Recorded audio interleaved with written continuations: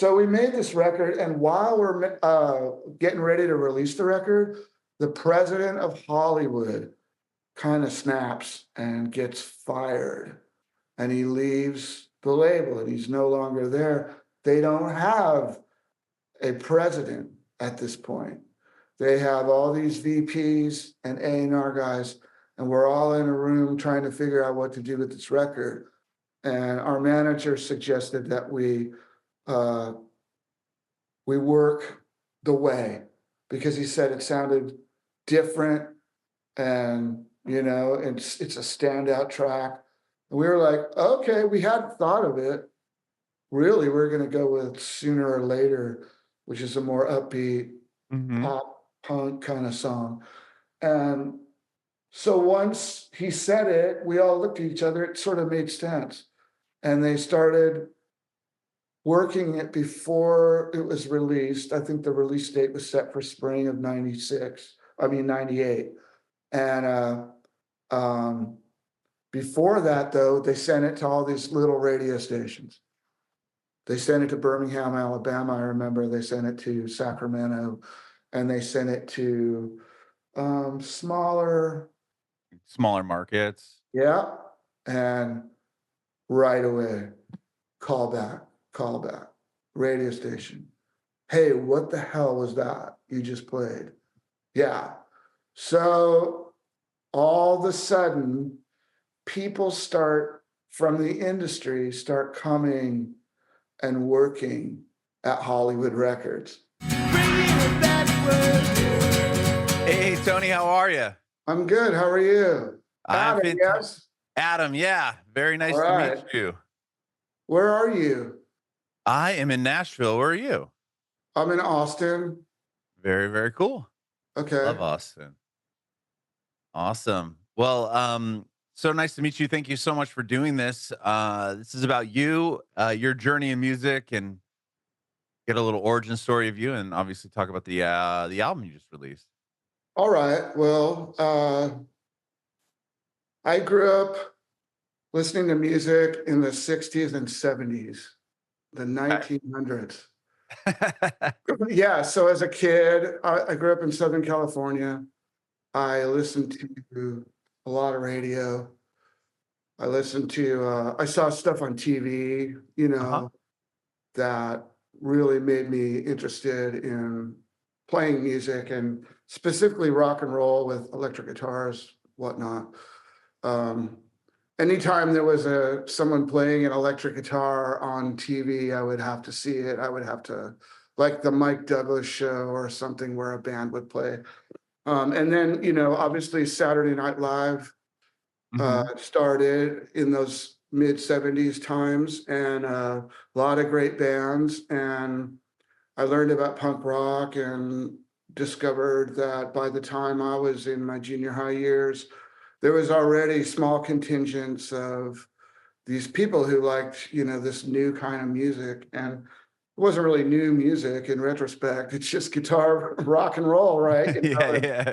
But it made it look like anybody could do it. And that was the thing. It made it look like you could actually start a band with your friends.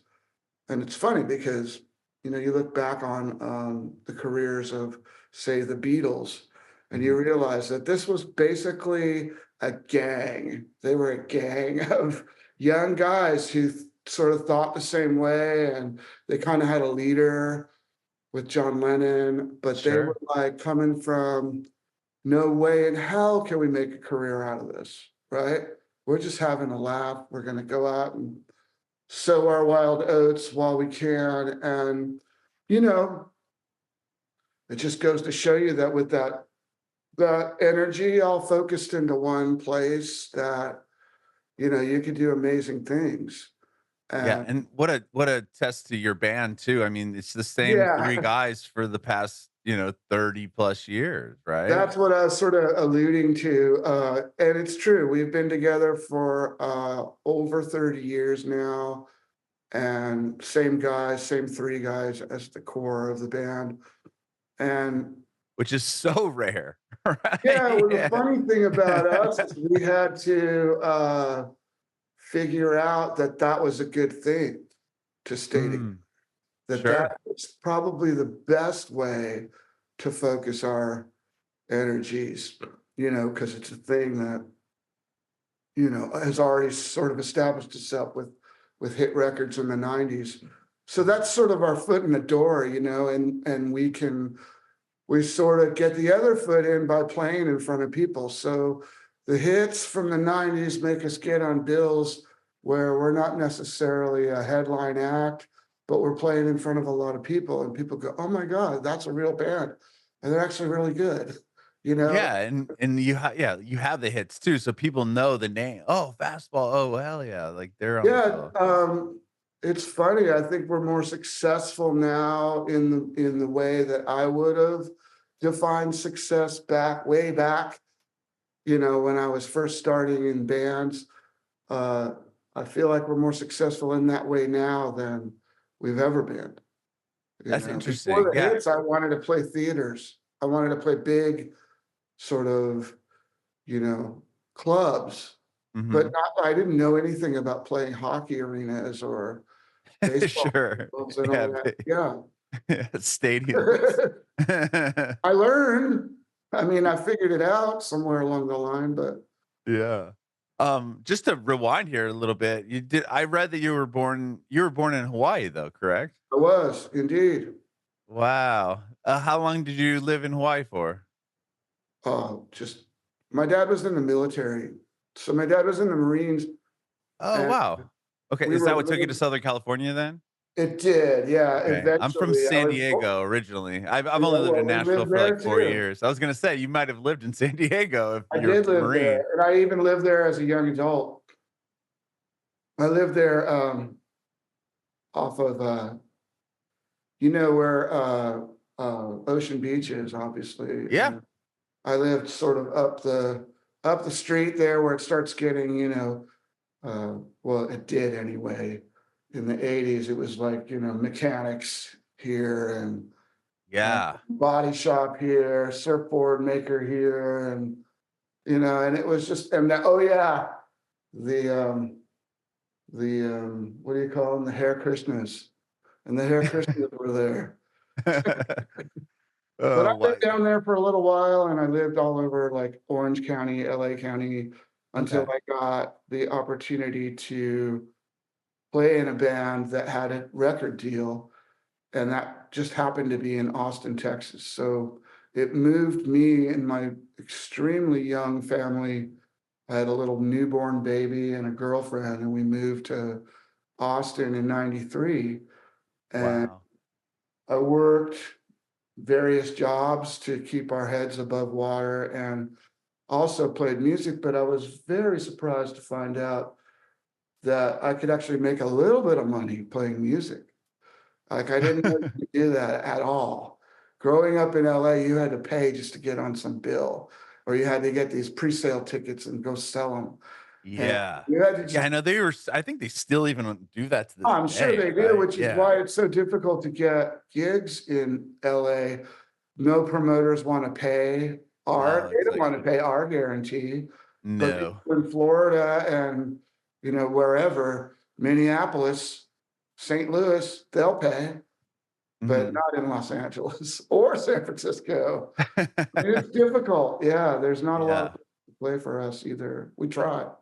We were just in Calabasas, actually, Oh, doing wow. yeah, doing the thing with the gin blossoms. Oh, Um, I love the Gym Boss. Wasn't, Robin and didn't he tour with you guys for a bit? Or, like, well, was he, no, like, a member of the band it's or touring? lopsided. We Oh, we were on the road with them, and uh, they needed a bass player temporarily, and Miles jumped in and played bass with them. bass. Okay. I'm the bass player in the band. I just point that out, but Miles Yeah.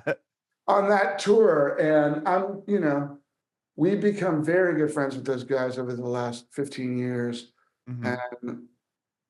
I don't think a year goes by when we don't play at least one or two bills opening up for Ye the Gin Blossom. Yeah. I had Robin on my show, I don't know, maybe 2 years ago now. When they're doing the 30-year, uh, Their 30. yeah, yeah, yeah. Oh, right, the 30-year anniversary of, that record. Yeah. Thanks for the yeah, thank you. I'm sorry. What's it called? I can't remember. New. I thought it was New Miserable Oh Experience. yeah, New Mixer Experience 30. Okay. Yeah, that's what it was. I have So the poster lying around over here, and I can't. we had Yeah, all these say so. dark and elongated names for our album at the time. Our album was, our first one was Make Your Mama Proud. Which Our is a great second one was album. All the Pain Money Can Buy. All the pain money can buy. How is that? That's the same as New Miserable Experience.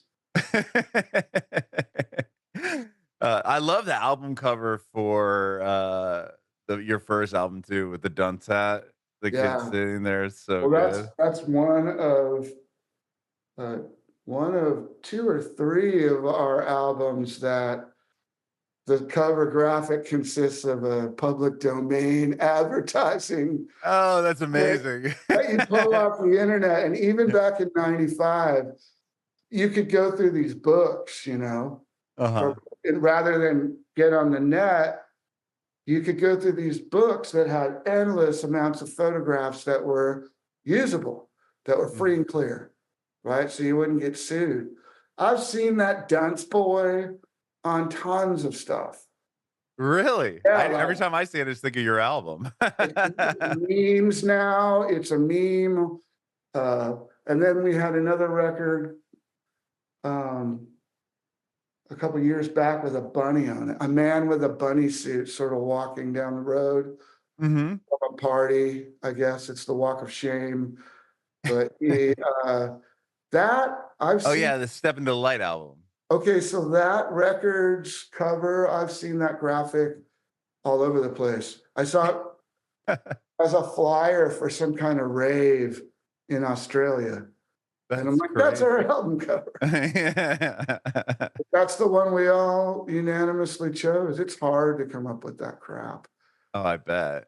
you know, Yeah. and you pay a lot of people sometimes to do stuff and it doesn't work out.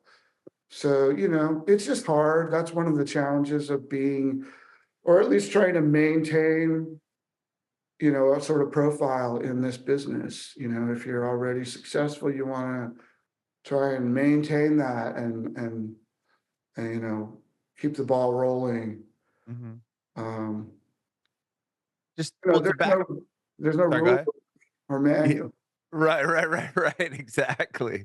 I was gonna say, like, going back kinda to your, roots, if you will, like, you said you lived a little bit in Hawaii, and then you moved to Southern California, that's where you really grew up, Yeah, I was in was a Orange County. child when I moved to the mainland. Okay, and, your dad's in the Marines, so Uh-huh. what about, like, as far as music goes in your household, we were Right. Well, talking my about mom watching was TV always, and stuff, but, like, yeah. was anyone a player? Did anyone play any Oh, instruments? yes. Oh, okay.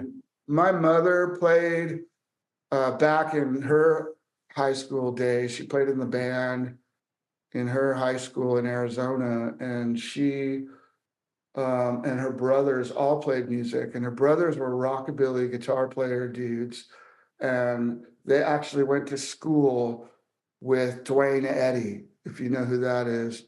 Sounds He had a familiar. song, yeah, he had a song called Rebel. What was it called? He had a band called the Rebel Rousers, and they Okay, used I to know that come out. name, yeah. Yeah, he was the man with the twangy guitar, but he was a big influence on the Beatles and people like that. And Crazy. you know, so and then we all had my sister and I were taught classical music from an early age, like piano lessons for me, Mhm. violin lessons for her. She eventually got into orchestra all the way up into her college years. Wow. But ironically, she doesn't play professionally, and I do. Yeah, I did sh you advocate. ever have her on you should have her on an album. You ever thought I- about that? I've tried. It's hard because of logistics and whatnot. You know. Yeah. Um, what was I going to say? Oh yeah, and I just gravitated. I was in the school band playing trumpet, but piano was my main instrument until I was about 11 or 12. And then I got into guitar and learned how Okay. to play. And a lot of peer pressure too, because I lived on this crazy street, suburban Orange County with all these like dudes, all my friends, and they were like, everybody was kind of tough, and everybody was kind of like, you know, uh, macho. So we all got into like super hard rock and roll, and this is before metal was even a thing. But it's like Kiss comes out, and Kiss is like the big thing, and I'm sort of like, yeah, that's neat. I mean, it's neat, But then I heard that freaking Sex Pistols record, and I was just like, Oh, okay. holy shit, this is amazing. Yeah, this is And not all next those guys level. just, you know, they rebelled immediately against that. They just like, no way, you are not into that crap. And I'm like, well, I am sort of. It's pretty good.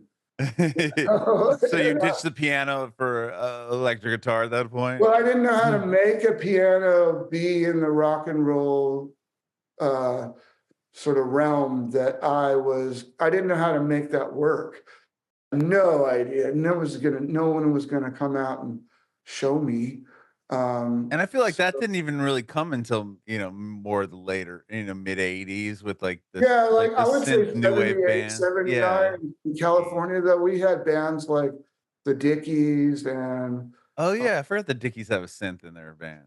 yeah, Chuck Wagon, Yeah, I forgot about that. wide. It was like Yeah. rock and roll legend before they were even anything, and it's just local kind of legend. But I want, and then there was Missing Persons, and Mhm. later on, in the '80s, there was a synth band everywhere. Not that I was totally into that stuff, but it was just not what I was going to be doing.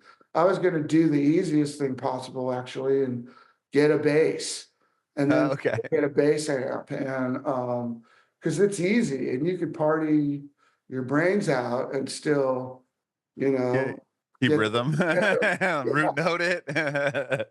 so, yeah, and I didn't really and I went through an interim where I wasn't really active because partying my brains out. And so by the time I was about, I want to say 22, so you're talking about the late '80s.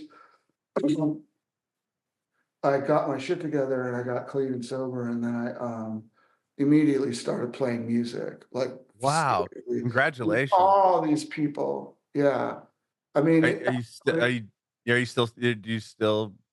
you still clean and sober now to this day? I don't know if you I mind am talking about. not. Okay, I was just I am curious. not. I will say though, I have to mention it because it really had a lot to do with what happened to me as a young man, I you mean, know? 22 to get sober. I've been sober for almost 3 years now, and I'm Uh-huh, 40. So it's like I can't uh-huh. imagine being 22 and trying to do Well, that. that's why I bring it up because at that time, and I don't know how things are, I know there's a lot of like 12-step action everywhere still. Yeah, massive. However, in Southern California in 1988, it was like it couldn't be more trendy. Really? Oh my To get God. And I feel like it's coming back around now, to be honest. Like I've yeah, heard. because everybody takes the full cycle and they go, oh my God, I can't hang. And then, Yeah. but the fact Because I've was, been hearing about it more recently. I'm like, "Wait, what?" well, they say it's a program of attraction, right? So Yeah. the fact is, I won't break anybody's anonymity, but there were some big names in the meetings I was going to. Mhm. And Yeah, there are here in Nashville too, I man. believe you. It made for, it was like a big schmooze, man. At the same time, I'm feeling great. I'm feeling smart. I got money in my pocket. I got a girlfriend. I got a car. And now I'm in a band, and we're working. And I'm going to practice after work. You know what I mean? Mhm. I just Yeah, felt like I 100%. could do this. Back when I was 19, it was like the furthest thing. I was like, oh God, I love rock and roll, but I don't see how. Mhm. Yeah. So by the time I got, a couple years in, I had met a lot of people, and I played for some larger bands. I played for a band called Tender Fury with Jack Grisham from TSOL, who's Wow. an offshoot in the '80s, and we were doing some good stuff. But I was also in another band in Orange County um, with some guys that were a little younger than me. So I was playing with Jack, who was a little older, and all those guys were a little older. And then I was the older guy with some guys that had more energy to me. They were like DIY, and they were really trying to make things happen. And we had lots of fans. We played at the high school, and we would play at these community events with all these other bands. We started getting a scene happening, and we were playing with bands like the Muffs and Oh, wow. all traveling bands that would come through. My buddy Nick Schobeck, um, he was able to get a lot of stuff happening for us, like opening up for New Model Army, who were in from England back in, I think it was 88, 89. Got some big shows. All these bands are sort of forgotten, but they're big in the day. There was a band called Gay Bikers on Acid, and Oh, we had yeah, I remember that band too. and that was a big coup for us because it was probably a 1,500, crowd. We played with Pussy Galore, and which later John Spencer Blues Explosion, and Huh? we just had all these great opportunities, um, and I wanted to do that. And the other band I was in was like, you can't, you're doing all this other stuff, and we're going to go with somebody else. And, I got fired from Tender Fury. And then I was still doing stuff with these guys in Orange County. And I got this call to go play with a singer-songwriter in Austin. And Yeah, nothing, yeah. So tell me about that. So you were in the yeah, you're in the, was the band, or is that the band The Goods, the one you're talking about? the Goods was Or the was band that later? in Orange County. That Yeah, was so that was the the band in Orange County, right? Right, And and then that's Nick Schobeck, and he's still doing lots of stuff with his bands and his family in Orange County. But you uh, get a call though from Austin. How did these people how does this yeah, person okay, find you? so And like, funny. and how do you decide like, okay, well, A let's friend, of- a up and friend of move mine my from life? yeah, a friend of mine from Southern California named Scott Parker.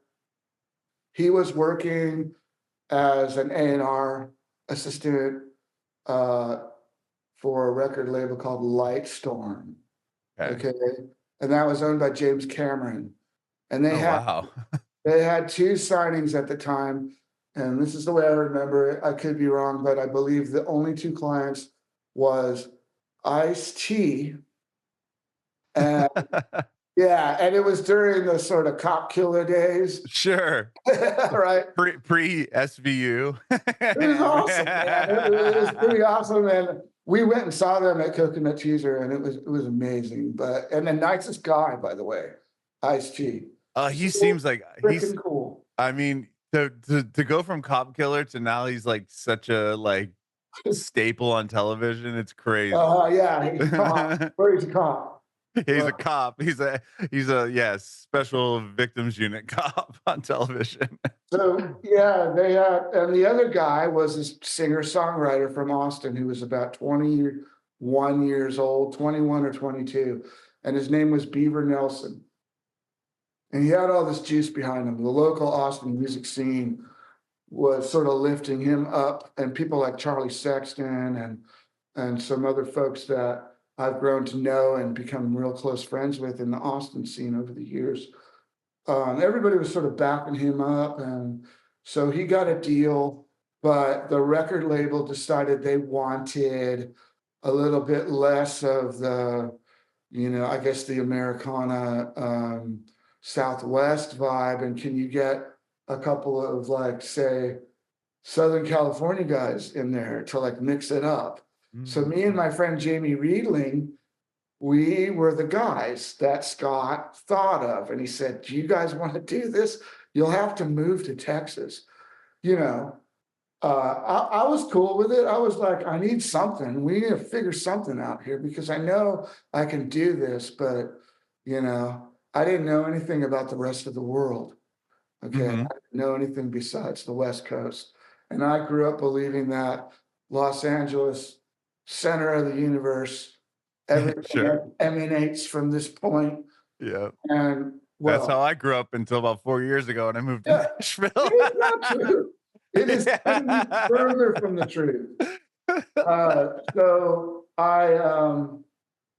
we took our little babies and our girlfriends and we moved to Austin, and we worked with this guy, and I was poor and I was nervous and I was having trouble with my family, and my family split up basically with a baby. Rough. Trying to find work, totally rough. Working with this band, I'm just the bass player. I'm doing backing vocals. The music's not happening. The A&R guy in LA, who we're having conference calls on, with this guy, that's how we communicate, is Right. yelling at us, you guys suck. Oh, Guys man. suck. And I'm like, I know. I'm sitting here going, I know. We Yeah. suck. You're like, "Yeah, you moved me here, you Yeah. idiot." And then my buddy Jamie, the drummer that came out with me, he goes back home. He's like, I have to surf. I cannot stand this place. I am out of here. And he bailed. Oh, And I'm like, well, I'm a Texan, so I'm here. And they get another drummer, and that drummer turned out to be Joey Shuffield, who's the drummer in Fastball and has been the drummer ever since. So okay, he's been wow. with me, and then these other two guys are the guitar players in this band, Beaver Nelson. And we went out to Memphis and we recorded at Ardent, and we hung out Wow. with Jody Stevens, and we heard all these amazing stories. And I lived in Memphis for like a month. And boy, man, I got an education, and I learned a lot about the rest of the world, I learned about the South. I learned about being in the Mid-South, and there's the Mississippi River right there. And Yeah. this town is called Memphis because, it's part of the Great River system, like the Yep. Nile. Okay, Mhm. I learned about colored baseball leagues. I learned about the, you know, I learned what's the name of the hotel where Martin Luther King Jr. was shot. Uh, we went there. We went to the Yeah, I can't remember. I know what you're Civil talking Rights about, though. Museum. I went to Yeah, Grace. like Graceland, yeah. Yeah, and I went to all these places. Came home, and the record still hadn't got all the guitar parts on it. It was still incomplete, and Joey and I had finished our stuff long ago, the bass and drums.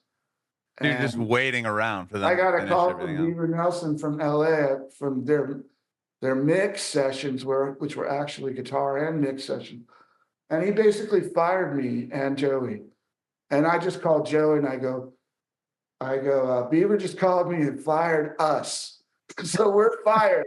And he just laughed and we laughed, and we realized we're free and we can do something different now.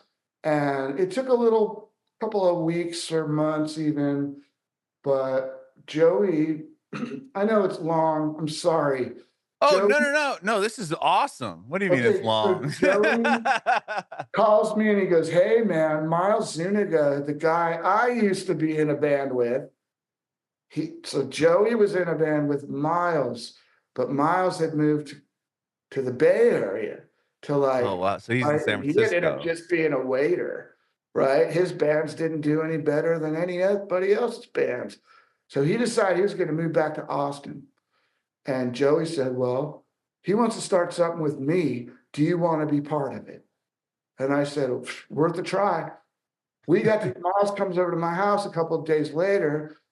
We look at records in our collection, my collection. I played him a couple songs on my guitar, and he played me a couple songs. I said, let's get in the rehearsal studio and let's book a couple of shows.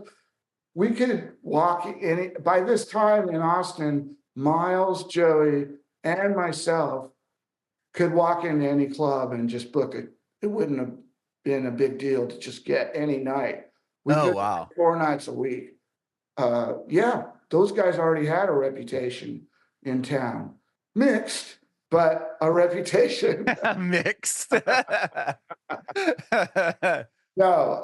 we really had some in there juice, you know what I mean? Yeah. And it happened very quickly, and we developed as a band very quickly, and we wrote material, and lo and behold, another friend, a mutual friend says, I got some studio time that so-and-so didn't redeem, that they won some contest. Do you guys want it? It's up in Dallas. We said, hell yes, we want it. So we went in there for a day up in Dallas at Club Clear, or I think it was called Clearwater Studios or something like that. Anyway, we recorded 3 songs. I called back my buddy in California, Scott Parker. I go, hey man, you got a little record label. Do you want to put out a 7-inch of my new band, Magneto U.S.A? We called it Magneto U.S.A. Yeah. Right? And he says, sure. So 1,000 copies of those things. We would go to shows. We would sell those things for $2 and get some t-shirts going. I was doing all this shit in 1993 or 94 in Austin. And it's funny because this is what I'd been doing 3 years before in California. And that was the way you did stuff, right? Yeah. Right. These Which is guys in totally different now, Austin, obviously. I But go, I we mean, got to make a 7-inch, and it's going to be great. We'll put this cover, we'll put our pictures on it, put 3 songs on it, colored vinyl. And Joey goes, I'd like to raise a practical question at this point. Yeah, what's a 7-inch? And I'm like, okay, after a brief explanation, he's like, yes, let's do see it. this? We This did is it, yeah. 7-inch vinyl record. So, and as I said before, everybody sort of knew us. So they were sort of rooting for us. Hey, this band Fastball. Next thing you know, we're in the weekly. We're getting write-ups by local journalists. And but you were Magneto USA at that point. Yep. Okay. Yeah, Did you press Magneto. that 7-inch with Magneto USA? Yeah, I got it somewhere. I'd have No to way. take That's forever. crazy. I'd end up being like Modest Yahoo getting the coffee cup. Oh, did you watch his I interview? watched that the other day. I'm like, Jesus Christ, you don't need just sit there. He just smokes a joint the whole time. I'm like, all right. Well, Thanks for watching that, by the way. I appreciate yeah, it. I had to. I had to check it out. I was like, hell yeah, I'll be on this one for sure. Sweet, man. I'm So excited. anyway, a lot of journalists in Austin, some of them had national connections. So for instance, this guy, Andy Langer, actually wrote for Esquire and Oh, wow. for CMJ, right? So these are national public. National, yeah. Back when they used Magazines to, or whatever. when Mr. Guggenheim invented this invention, and they had, like, you'd have to get these, you get ink on your hands. Yeah. The paper. So he wrote positive stuff about us, and he was name checking the replacements and shit like that. And I was like, this is great. This is awesome. And next thing you know, we were playing a show in Austin at one of our favorite clubs called The Hole in the Wall with about 3 other of our friends' bands. And in walks a man I knew from Los Angeles named Julian Raymond, because I had worked with him. He's a producer and an A&R guy from Hollywood Records. And I knew this because I had done work with him with Tender Fury in the studio. Okay. So I knew him. He walks through the double doors in the back, and I'm like, Julian, what are you doing here? Hey, Tony. I go, what are you doing here? I'm here with my friend Rob from the label, and we're here to come see a band. I go, no shit. What's the name of the band? He's like, Magneto U.S.A. I'm like, that's my band. You're here to see us? That's crazy. Are you kidding me? And I'm like, yeah, I'm in that band. So I meet Rob Seidenberg, his partner up at Hollywood. And after the gig, which I thought was lackluster and not particularly mind-blowing, Rob says, yeah, I want to sign you guys for sure. And I want to meet you. I hear you're going to New York next week to be at CMJ. See, that's how fast shit was happening. We started as a band literally in August.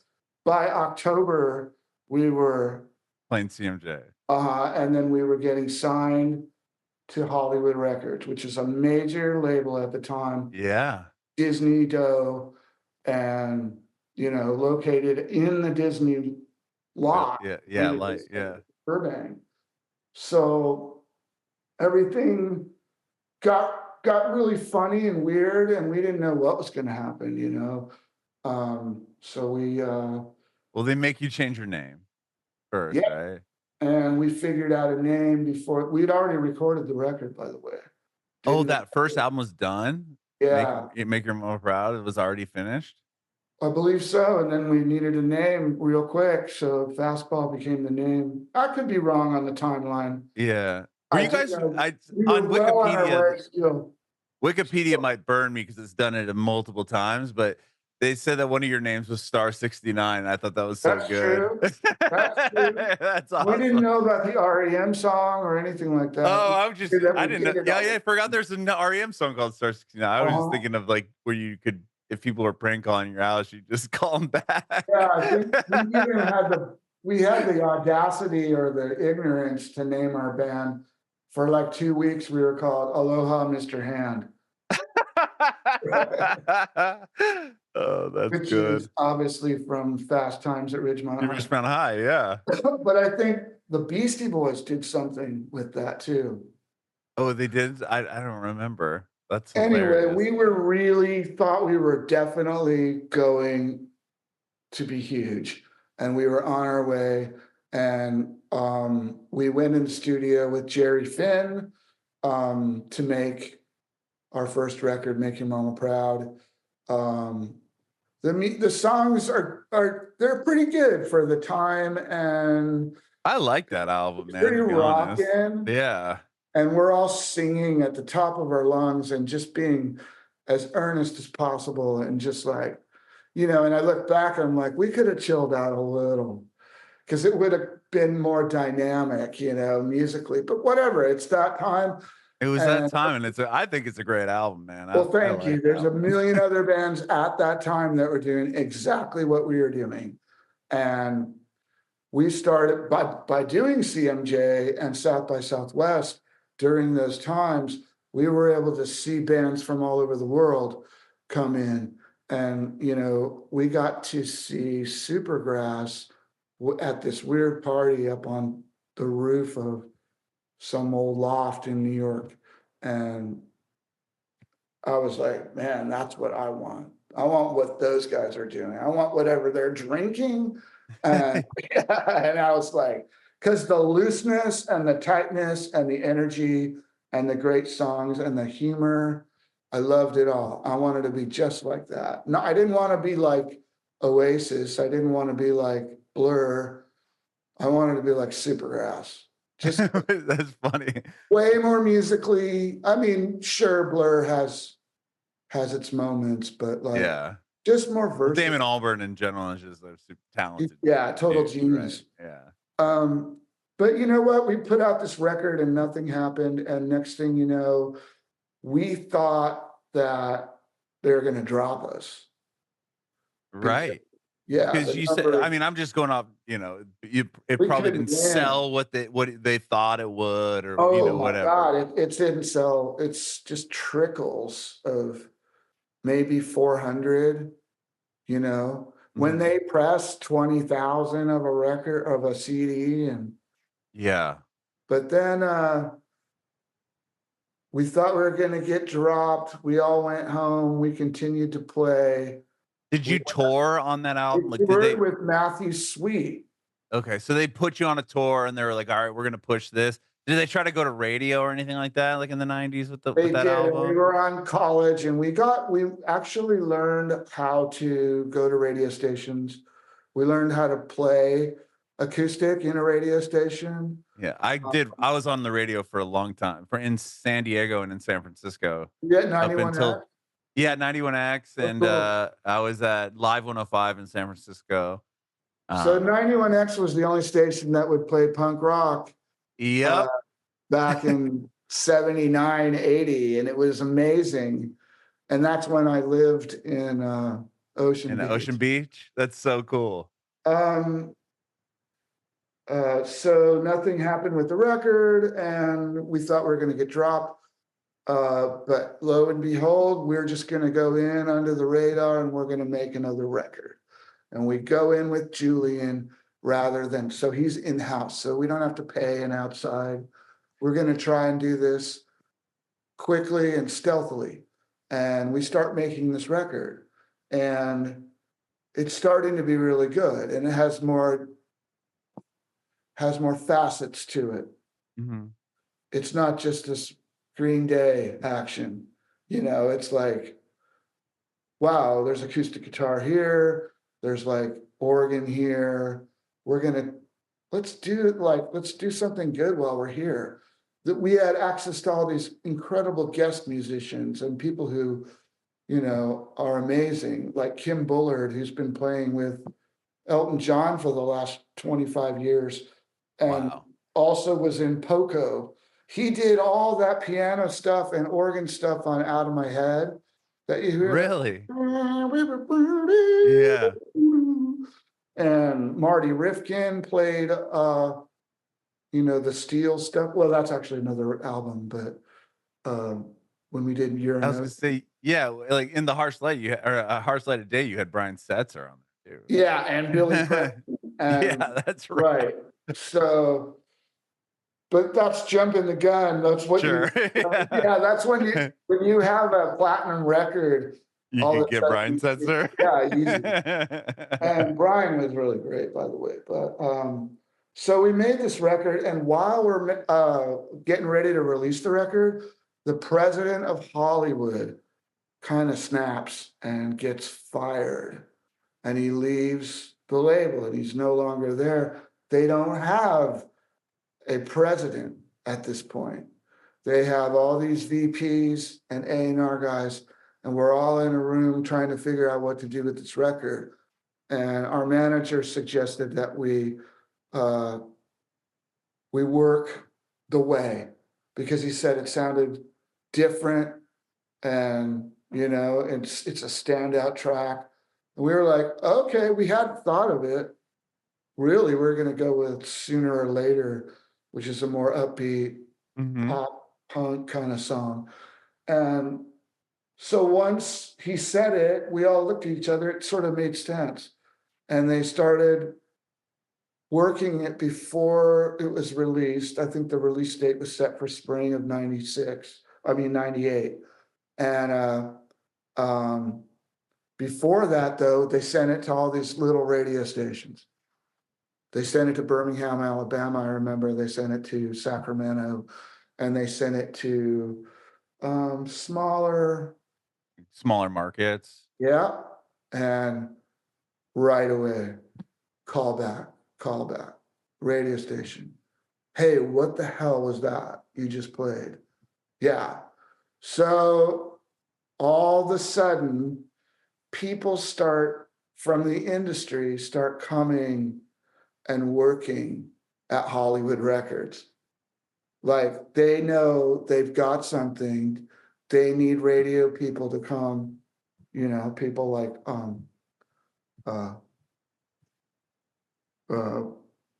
Mark Didia, and people, aggressive radio promos. Yeah, radio reps, Yeah. right? That would go in and try. You need to And play this guy was classic.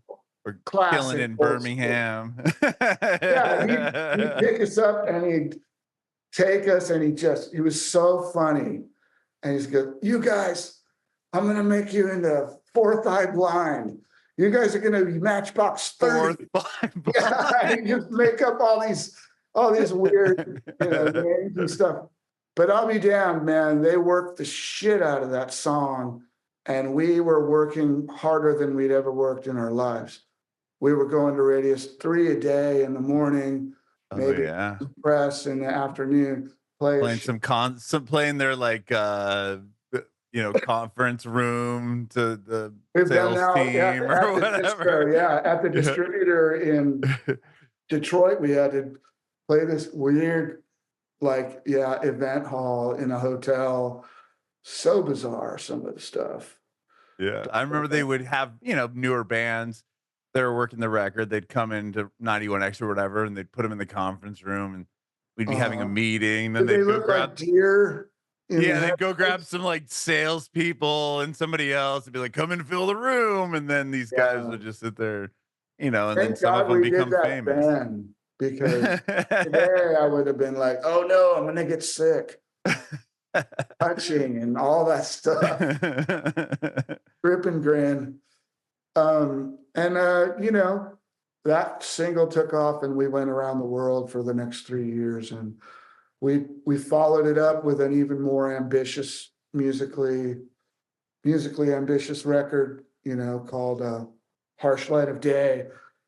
But, in retrospect, it's a little dark. It's like, what are you going for? What are you trying to do? Make people fall asleep or slit their wrists, you know?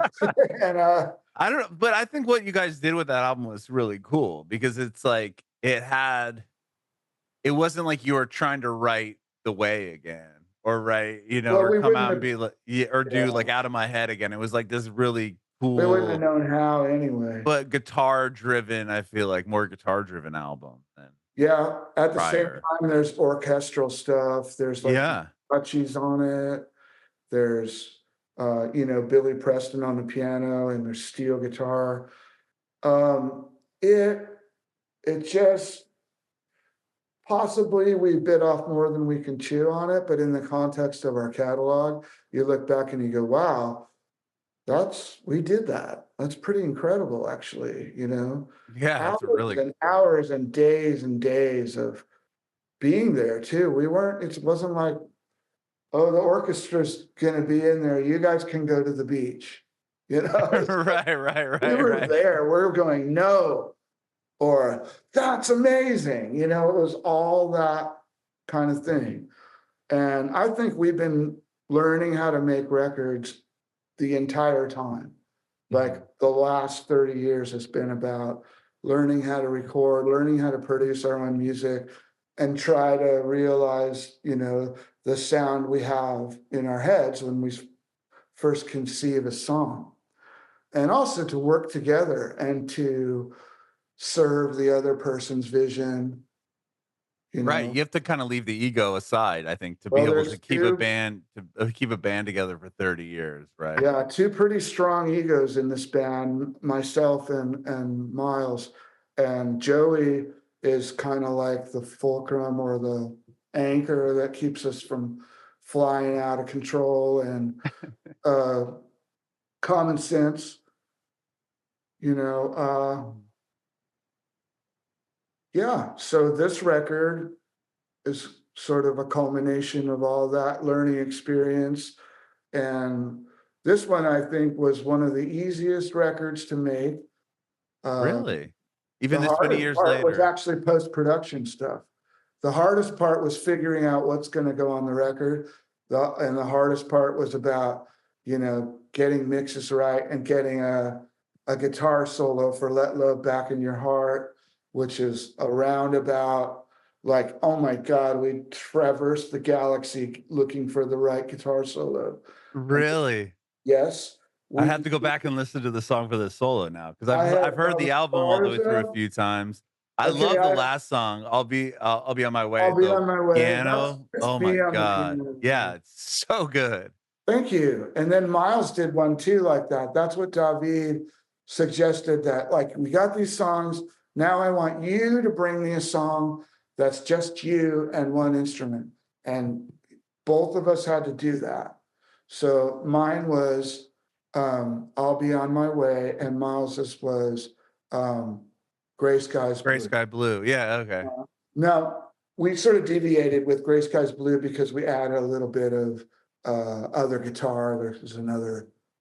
David is such a great guitar player that I'm speaking of David Garza, who Okay. produced most of this record. And um, we did it out in Sonic Ranch Studios, where we named the record after, because, that's really what it is.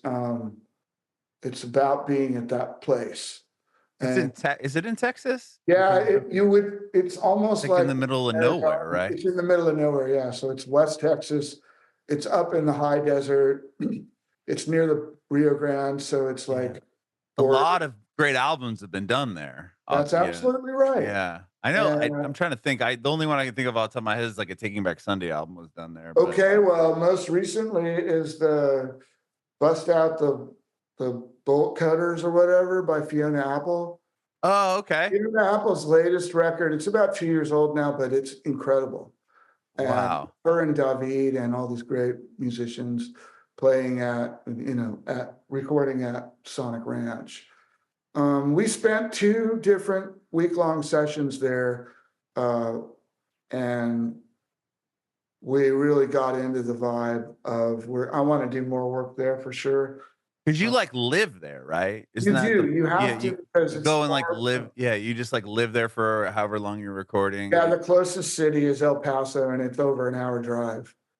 Um, Jeez. Okay. so, but they have you can go to Whole Foods when you get out of the airport Okay. and pick up supplies, and you have a fridge in your room, and um, they have ladies who cook for everybody for breakfast, lunch, and dinner. And in the breakfast is like to die for. It's like huevos rancheros, Oh, I with love Huevos crispy Rancheros. bacon and corn tortillas fresh off the yeah, it's insane. And I'll take that right there. That's a selling point for me right there. Is a good Yeah. Huevos Rancheros, I'm in. yeah, and so we just were able to relax and sink into the material, and with David sort of running around trying things, he's very quick. So he'll have done a couple of things and we'll be like, what the hell? Where did that come from? How did you, because he knows exactly what to do to make the sound he hears. And then he can shred on some guitar or even like, some percussion stuff. Mhm. And he got Joey to play some interesting percussion things. There's bongo, there's like, you know, weird. We played some stuff on uh plastic, water bottles, big water bottles, and Oh, wow. at different lengths and yeah, crazy shit. Yeah, that's I mean, I went on their website just to see what albums. Oh I remember yeah. like so many good ones. I mean, like, yeah, Plus, Bon Iver did an album there, Post Struggle the Man, yeah, and yeah, yeah. yeah, At the Drive-In Arcade recorded Via Fire. there. Well, Yeah. At the Drive-In has a really good connection there. Um, um, being nearby, the guys. Sure. Yeah. Third Eye Blind did an album there, and Yeah. yeah, like, I mean, Oh, and when we were there, we were just leaving and we were having our last breakfast, and in comes the Sublime guys. oh You know, yeah, they did that one album there. what's left with them? No, you're thinking of. The I one think. with Rome. They did that album with Yeah, it's Rome there. Rome, and he was there, and he's cool. That he was cool. With Uh, I think Sirens, that album they did there. That okay, one. well, this was only like a year ago, so Oh, so it's like with his son in the band now. there's some young drummer who was. Yeah, no, yeah, this is before then. Okay. That's so weird. We're talking about Sublime, but anyway, It's all good. still talking about him. Yeah, right? That's so Anyway, funny. we're happy with this record. We put out a bunch of records with different people over the last 5 years. The pandemic obviously threw a wrench in things on Mhm. one level, but on the other level, I was able to go in and, sort out my home studio, and I really got to work and I learned a new way of making songs and recording demos that can be used later to make a record that I don't have to try so hard to explain things. I can go, boop, listen to Oh, this, yeah, or play it. we could feed the drum track that I sampled into what we're doing so that we could follow it as a rhythm track or a click.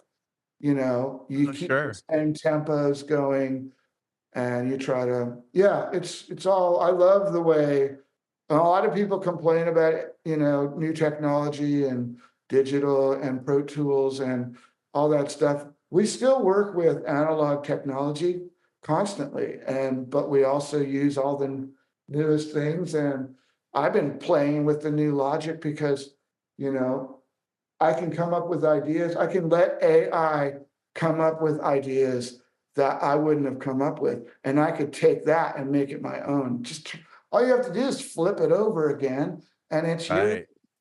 I mean, That's awesome because I was gonna say, like, yeah, with AI, like people are so against it, but it's almost like you have to work with the machine, not yeah. like let it work you, so to speak. Hey, AI, can you make me a prisoner to your aesthetic? Yeah, can you make me, yeah, bind me to what you think is good? Right. No, you So could give them, yeah, give you an idea or an.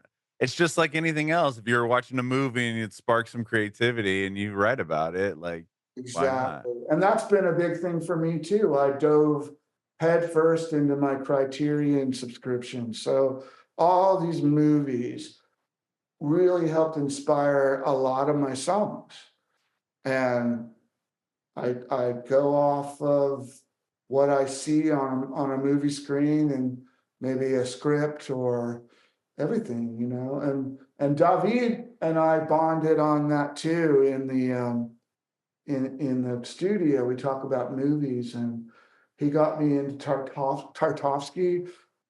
He has a movie from the 80s called Stalker. It's a Okay. sick, just sick. It's still a Soviet film, right? I know I'm getting out there, but No, no, I I love it. recommend this movie Yeah, I'm because gonna if look it up right you really now. want to get creeped out, It's called Stalker. Stalker by Andrei Tartovsky. And I got a few ideas from that, and I have a song. I have a song that wasn't on the album, but it was inspired by a Werner Fassbinder film called The American Soldier. And, you know, you can hear it in the lyrics, what I'm saying. I'm doing weird things, but if you know the film, then you get what I'm saying. It's not so abstract. And I love that too. And I hope to share things that have inspired me with other people as well. And because it's a big world out there. And a lot of the best stuff is available for less money than all the crap. You know what I Right, mean? Like, right, you want to right. pay top dollar for mediocre? Go right ahead. You know, the entire Shakespeare works are available on, you know, on your digital book. For Right. For free, yeah. that includes all all of the works of Johann Sebastian Bach. Sure. Yeah, yeah. Get into some of that shit because that's where everything emanates from in Western music. And 100%. yeah, You said not the hardest part of the album was or one of the hardest parts of the album was what, dwindling down, like, to what? The 10 that you chose for the record? For the actual album final? I'm Is that sorry, what you what said? was the first part?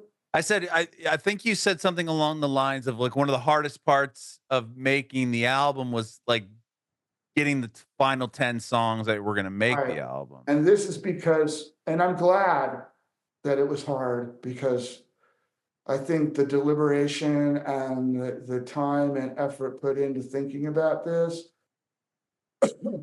makes it a better product.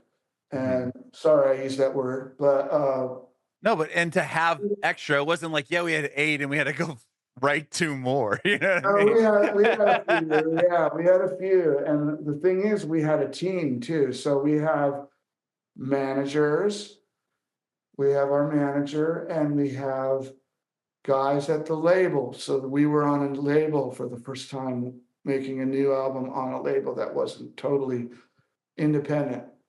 Really? I didn't know that. This was on Yeah, what this la record's on a label called Sunset Boulevard Records, and they have okay. an excellent catalog of old live tapes from like Live at the Whiskey, or Oh, okay. they have, and then they've also, I think we're one of the few bands that they've actually started creating new albums with.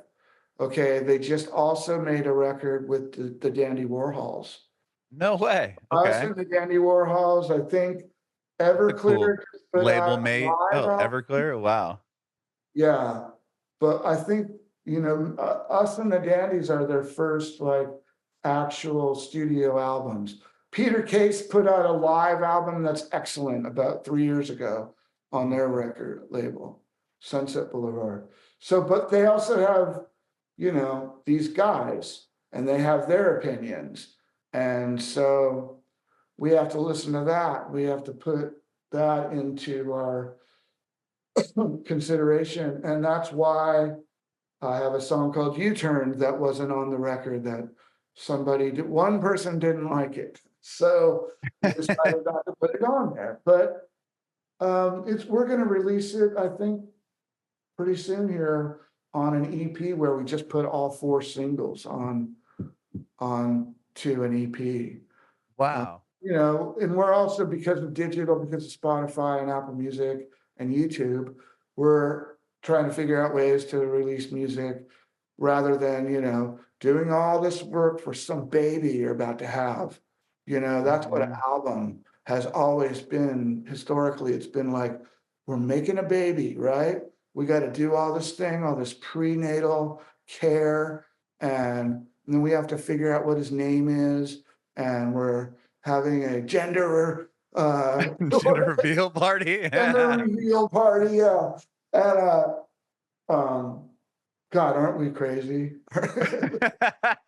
Our culture has just gone off the deep end, but we've always considered it like this big, huge event that's gonna happen.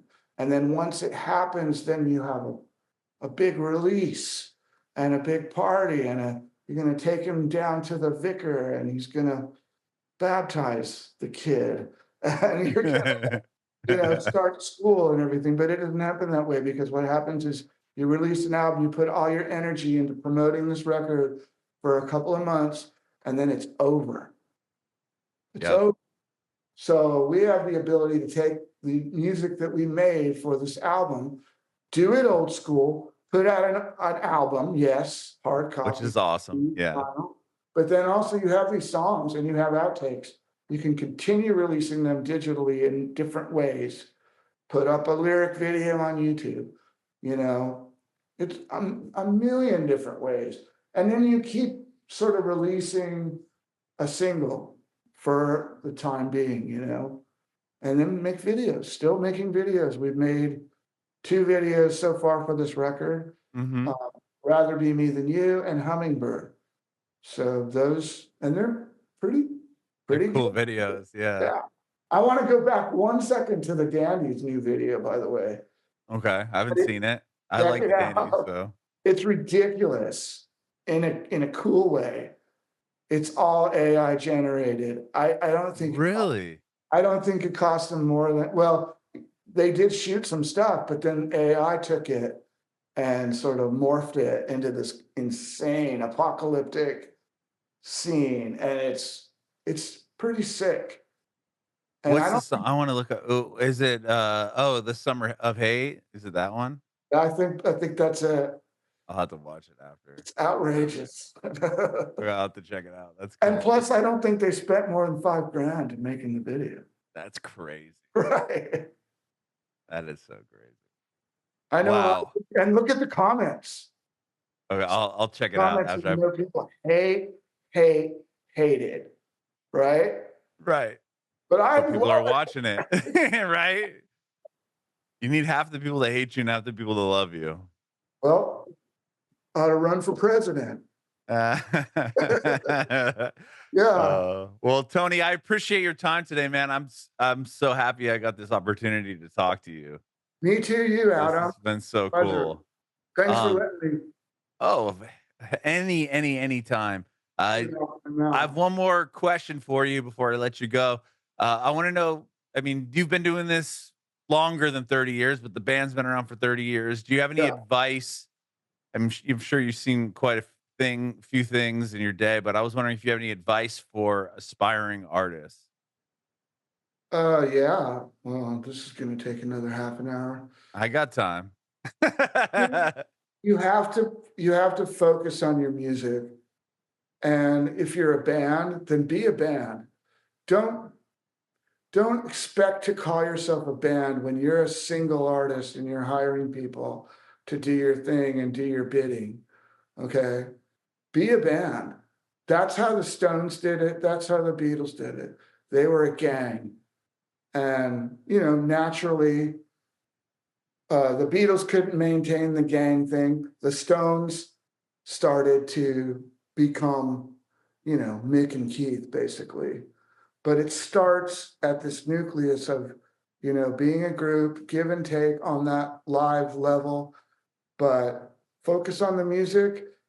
Don't do stupid things.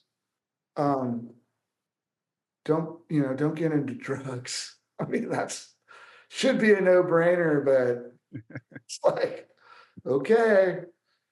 And also, there's a lot of amazing things that you can do, but don't think you have to do everything. Focus on your music. Yes, create content. Yes, promote yourself. But if you come off too ambitious, people don't go for it. You got to act at least somewhat aloof while taking your business seriously. It's a fine balance, and never stop and never let up. Create new things. Also, say yes to good, smart things, and say no to stupid, bad things. There are many opportunities that an artist will get that might not be the right choice for them to be a part of. And I can't get specific, but use your brain. Critical thinking will come in handy and also use your heart too. If something smells fishy, remember, this is also a business, and there's people that want to make your art a business for them. It's not just about you once you get into the business part.